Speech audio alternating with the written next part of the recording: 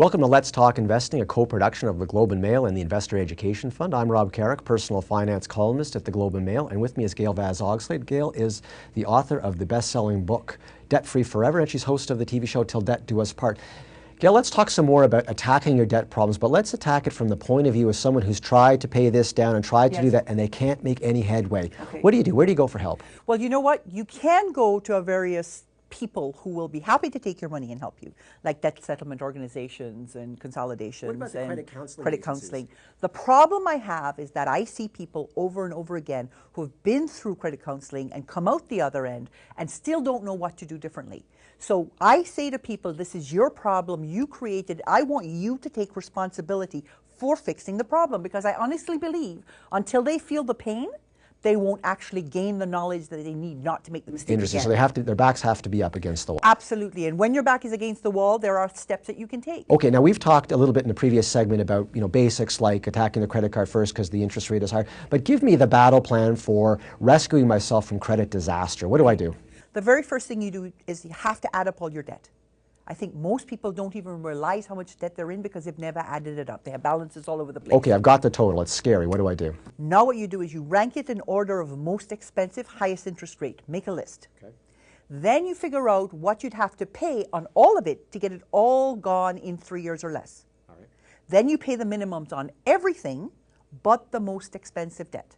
Okay. You put all the rest against the most expensive debt. Once that's paid off, you go to the next most expensive, and then you work your way down.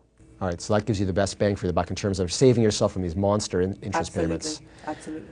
All right, now Gail, bankruptcy. A lot of people regard that as a terrible but necessary step. How hard should you struggle to avoid bankruptcy, and what is the damage to your credit rating in your life if you declare bankruptcy? Okay, so if you go ahead and declare bankruptcy, what's going to happen is you're going to have an R9 on your credit history, which means that nobody's going to want to lend you money for a really, really long time. How long? 7 years? 7 years minimum. Okay, they say that, but in fact, in good credit markets, lenders let you have money anyway. Okay. If you go to credit counseling, you get an R7, and the thing is that financial institutions treat an R7 like it's an R9. Right. So as long as you go into credit counseling, you might as well have declared bankruptcy as far as your credit history is concerned. Okay. Okay?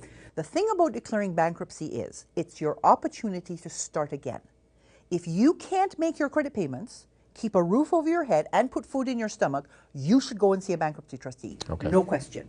If you can make the payments, if you have a way, once you've made that list of making those payments, you absolutely should, because it's your moral obligation. You borrowed that money and you should pay it back if you can.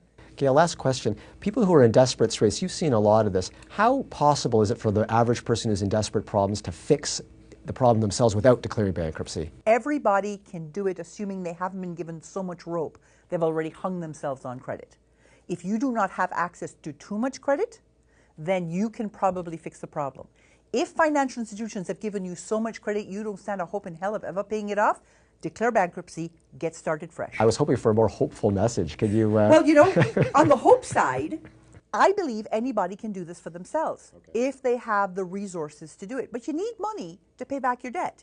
And if what you've done is you've found yourself in a situation where you have so much debt you don't actually have the money to pay it back, it's a lost cause. You can't solve that problem. So that's bankruptcy then? That's bankruptcy.